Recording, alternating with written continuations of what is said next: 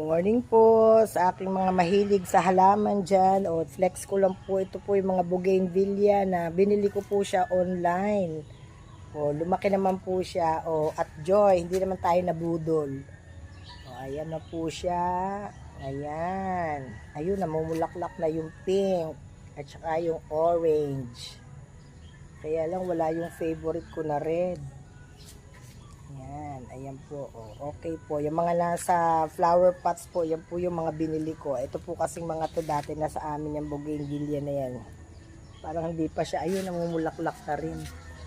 Ayan po. Oh, di ba?